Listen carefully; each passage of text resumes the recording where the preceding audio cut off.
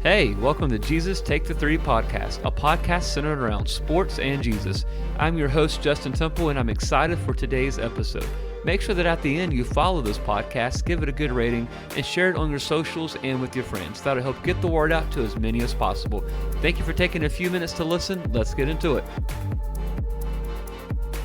Well, hey everyone, welcome to the newest episode of Jesus Take the Three podcast. I'm your boy Justin. Hey, today I've got with me a very special guest, actually.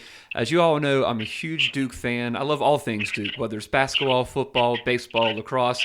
Well, today we have with us, Mr. Anthony Nelson, and he played for Duke, and so today we're going to get to hear from him, but I've got him with me, so I'll just let you introduce yourself, man. Hey, how you doing? My name's Anthony Nelson. I'm a grad transfer at Duke. I just finished up my last season this past fall, and I'm going to be training for Pro Day coming up in March. Nice. Man, so that's not even a month away, Pro Day coming up. Yep. And where does that happen at, Pro Day? Duke holds a Pro Day every year at their indoor facility for Duke players in surrounding colleges, so I'll be participating in the one at Duke. Oh, okay, perfect. Well, man, that's exciting. I'll be praying that goes well for you. And so at Duke, you were a defensive end, right? Yeah. If you want to use a fifth year, you have to leave school for a whole semester and then re-enroll that following fall or the season time of your sport and then play that last season. So I just thought it'd be best to get my degree and use those 2 years of eligibility and put towards trying to get my master's and also playing at a higher level. And Duke was just the perfect fit for that. Yeah. That's incredible, man. And Duke's campus is beautiful, too. I don't think people realize how beautiful it is. Do you have, a favorite part of Duke University? So let's say that your family comes into town. You're like, man, I've got to take them to – what would that be? Definitely the chapel. That whole area, the Woo area near, the chapel, too, is just, it's gorgeous. They have so much stuff you can do, outdoor areas to hang out, the beautiful glass, just architecture of the Woo itself, and then obviously the chapel, which is kind of the main focus point here on the campus.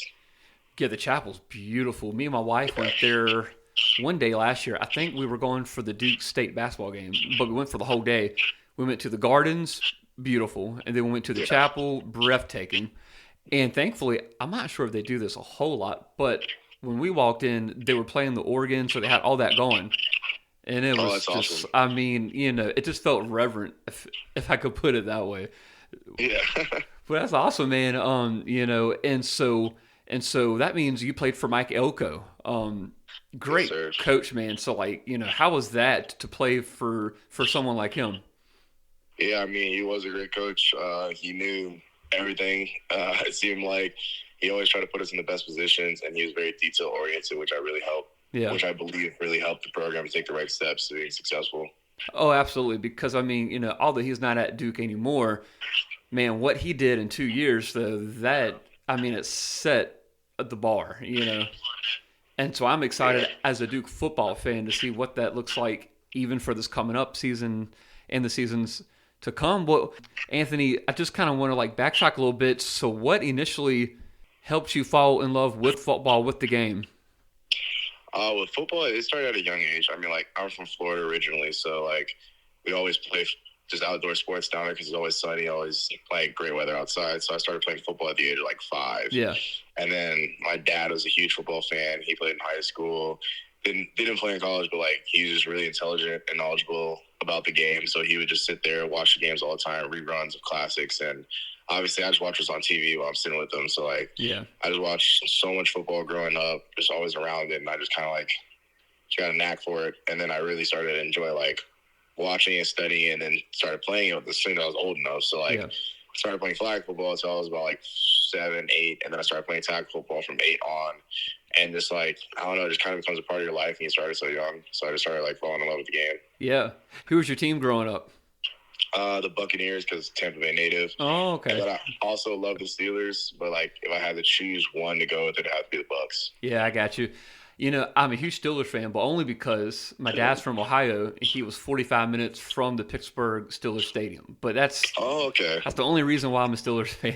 It's really not the best reasoning, but Yeah, Sam, my dad was a huge Steelers fan, so that's why I am. So it's through association. Oh, 100%. And ain't nothing wrong with that, man. Well, Yeah. good, man. So what initially, so you were looking into the transfer portal. I know you kind of talked about it already, but what initially attracted you to Duke specifically? Well, I mean, coming out of the portal, I didn't have like the biggest offers and stuff like that. So I was looking for like really a good academic school because I knew I wanted to get my master's after I finished up. But like when Duke gave me the opportunity, it was just like it's the largest caliber of football I was able to do, Yeah. like paired with also the best education. Yeah. And like it seemed like Coach Elko and the staff he had put in place really knew what they wanted to get accomplished. So that really like got me sold on the dream. So I Yeah. committed. You were part of a great year of Duke football too. I mean, it may have been. I mean, gosh, it's not even arguably. It was one of the best years for Duke football in like in just a very long time. So it's kind of even looking back on last season. What were some of your highlights from being on the team, whether it was from games or anything at all, man? I would definitely say there's two games that stuck out to me. It was the opener against Clemson and Yeah. then our away game against Florida State. Those two were definitely like, I think like the most electric atmospheres I've played in since maybe Kansas last 2 years ago. Yeah. So like those two from this past season, I would definitely say are up there. And were you in the bowl game, that they had? Yeah. So I really liked the Military Bowl 2 years ago. That was super fun. The Birmingham Bowl was definitely a cool experience too. Yeah. I had family in Alabama, so it was awesome to see them. Oh, nice. But like obviously coming from the Ivy League, we only played 10 games. So any type of bowl game type stuff, I thought it was an awesome experience to really like see the other part of college football. Yeah, absolutely. The funny thing about the Clemson is I did not think we were going to win that game. And me and my wife, we had just got married like 2 days before that. So we were on a honeymoon while y'all were in that game. And so I just remember I was watching that game and I'm like, there's no way we're going to keep up with this. But then we kept keeping up with it. And I'm like, okay, the second half.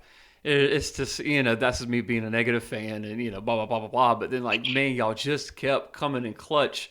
I screamed so loud that night. I'm sure the entire island of St. Martin heard me. And we were able to actually go to the game that y'all had against Notre Dame at Wallace Wade. Oh yeah. Oh man. And like, although we lost the game, like man, what an incredible experience. What was it like to walk out to a sold out Wallace Wade? It was crazy because I mean, like, obviously I've been fortunate enough to be here the past 2 years when it seemed like there was more crowd and stuff like that. So like the first year, I mean, like I thought it would get packed. Like UNC was packed. Yeah. But like it was like I thought that was the max. And then when we played Notre Dame and I walked out like with the college game day atmosphere, it was like it was insane. I mean, it's literally out of a video game, so I really couldn't ask for anything better of a college experience. Yeah. Packed, like electric atmosphere, like Pat McAfee on the sideline. It was just crazy stuff. Yeah. So, I mean, like, it was surreal. It was a surreal experience for sure. That was probably the most hype I've ever been at a Duke football game. I remember we had a bunch of Notre Dame fans right beside us. And, man, I was giving it to them. And they were giving it to me, too. But especially towards the end, when I just knew we had it. Like, I knew we had the game. And I was letting them have it in so many ways I can't describe them here on the podcast, but I was letting them have it, bro. And then Notre Dame got that touchdown, in the last 30 seconds. Yeah, that one hurt. That one, yeah, man, that one hurt. But if it hurt for me, I can't imagine, what it was like for y'all being on the team and stuff like that. So, do you attend other, college events and things on campus as well? Yeah, when I'm able to. I've gone to a couple basketball games, soccer games, lacrosse games. I've definitely gone to a couple lacrosse and baseball because there are also some other Harvard transfers that came here that are on their respective teams. So I try to go out there and support them when I can. And then also just like basketball too. Caught a couple games. That's also like a surreal atmosphere. Yeah. And basketball teams are obviously great. So it's always cool to support the guys. Yeah. And I know it's not a part of our meeting agenda, but like I have to ask. So I know you haven't been at Duke too long, but you've also been there long enough, I think. So do you get all caught up in the Duke and the Carolina rivalry? Mm-hmm. Oh, yeah? I would say, honestly, not too as much as I thought I would. Okay. It made it a little hard. So one of my closest friends, like teammates from Harvard, grad transfer to play offensive tackle at UNC. Oh, okay. So, like, going against him, like, obviously you have a rivalry, but it's also, like, respect. I'm playing. Yeah, it's like I'm playing against one of my really good friends. I play with them. Like we came up together, so it was like It's a love-hate relationship. It's probably not as deep as guys been for 4 years, but like it was getting there. It was getting there. And like, I don't know what it's like to be a player on a team like that, but I would assume that fans probably take it to the extreme way more than players do. Would you agree with that? Yeah, I think fans definitely take it to a more extreme than players. Because like at the end of the day, we realize like, hey, we're all athletes trying to do what we love. Yeah. But don't get me wrong, definitely players they get close to that too. Because there's like there's some things it's like, hey, I really just don't like you. Yeah. And it gets real intense. And you want to win. Yeah. I mean, no one wants to lose, especially. Yeah, it's just the competitive nature of everybody on their respective team. Like, it's not like I actually hate the person. It's just like you're standing in the way of my goal. So, like, oh, sorry. Right. So like you gotta do what you gotta do. Yeah. Well, and so looking into the future, what do you plan on doing with football? But like playing, or just beyond that, what's kind of like your future plans, goals? So obviously, I'm gonna give my all and try to make it to the NFL. Yeah. Give that a go. We'll see how that turns out. If it's God's will that it's gonna happen, I'm not ever gonna question that. So like, I can't see His plans for me. So I'm gonna keep going on and doing the best I can. If football doesn't work out, I may give a try for like UFL or CFL. And if football just doesn't seem like it's working, I may obviously just go utilize my education and hopefully go into like the business world. But we'll see. Yeah, man. So what I get to do, a part of just like my job, but to me it's more than a job. I really love it. I get to be a team chaplain for our local high school football team. Oh, nice. Yeah, man. And the basketball team, and there's so many, of the guys, man, they dream of playing in college sports, and they aspire for it. Actually, I had a couple of my boys go to a camp in Charlotte this weekend.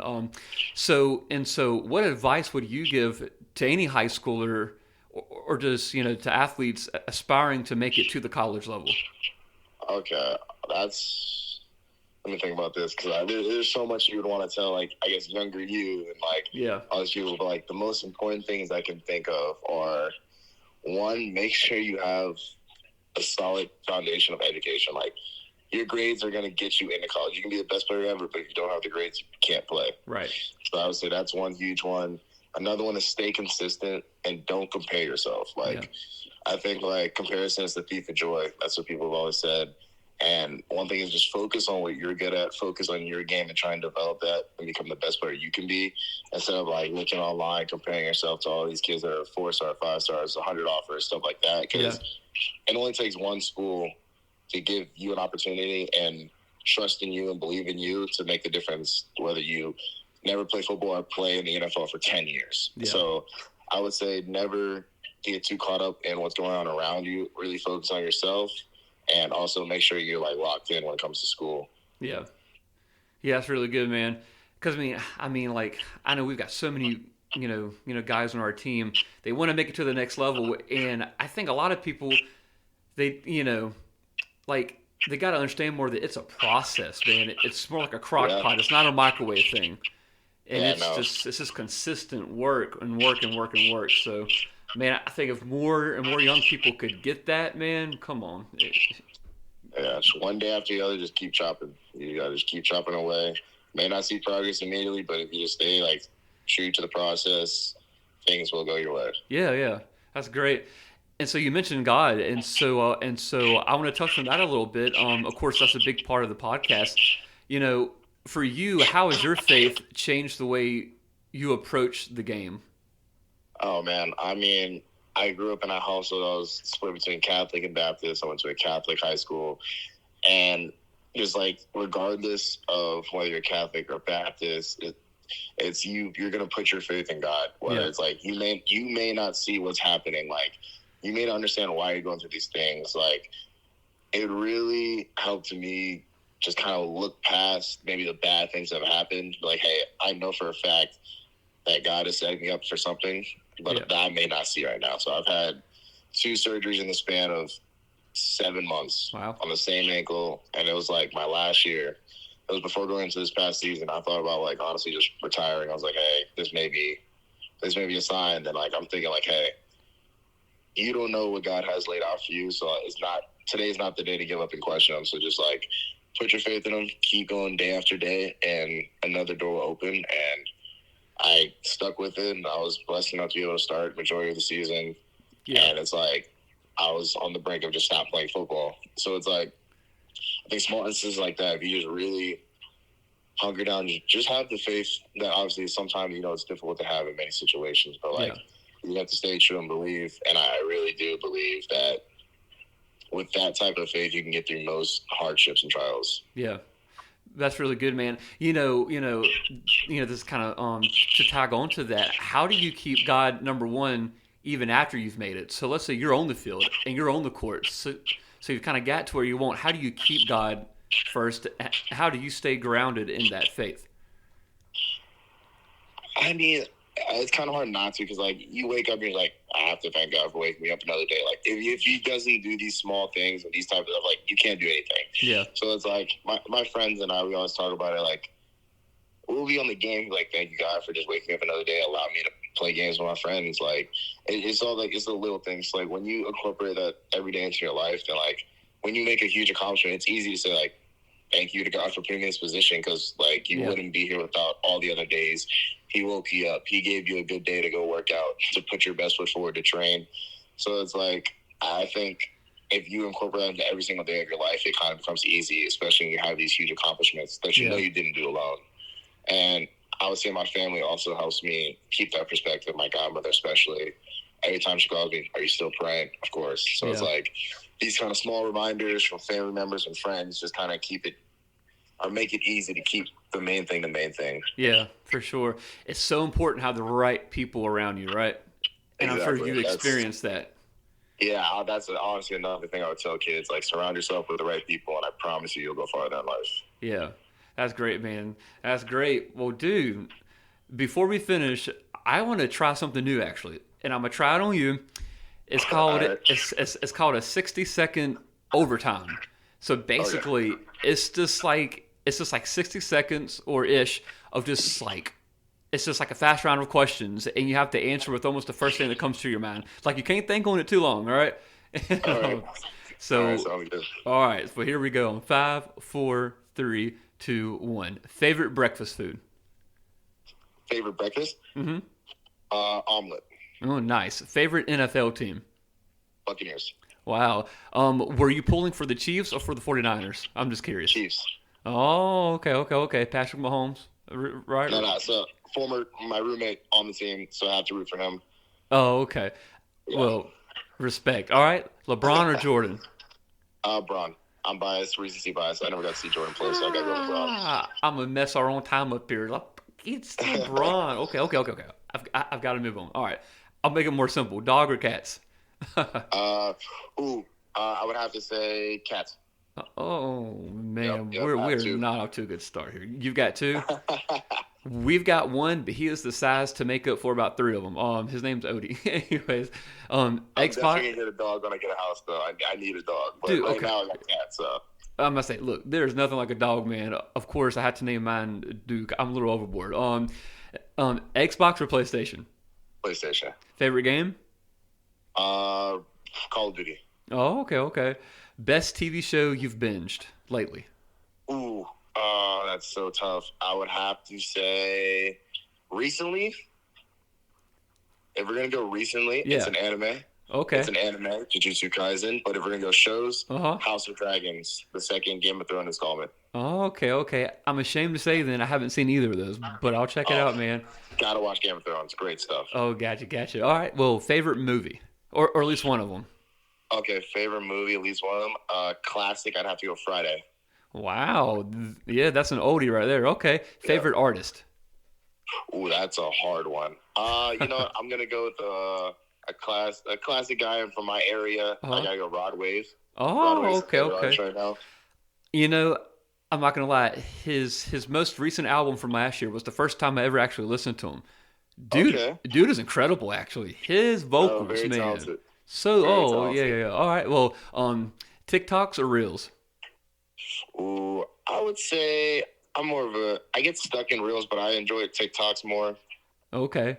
I mean, they're almost like two different worlds. If like TikTok, you can really just go down some gosh, what's the even like the right word for it? You can just really get sucked into to like a whole story. You know what I mean? Like, yeah, like a whole rabbit hole of like whatever it is. Right. Reels is better for just like little instant, quick little laughs. Keep scrolling. All right. Yeah. All right. Well, so this one might be like deep. Are you a fan of 2 Days into College? It's definitely catchy. I heard it, and then I've listened to it like the past couple of days, and it's definitely catchy. I can't say it's like something I would go out of my way to just like add to the playlist, but definitely since I heard it on TikTok, I was like, oh, it's a catchy song. All right. Well, favorite vacation spot? Ooh, I would honestly have to say Jamaica. Okay. Montego Bay. Now, did I see though, because you were originally born where? In Tampa, Florida. Okay. I thought I saw something way different. All right. Anyway, okay. Favorite spot in Durham? Ooh, that's hard. I really like this place called Dane's. It's down the street from me. It's like a sports bar and grill. Okay. The owner's an awesome dude, and like they have the best burgers, and they always have the games on. So, what was the guy's name? I forget, the owner's is Dames. So okay. It's Dane's Place, and I believe that's the owner's last name. Because I'm always looking for like a new place to try out when we're in Durham visiting my wife's parents or something like that. So yeah, man, I'll check it out. And then nice. One more for you. Favorite pair of shoes?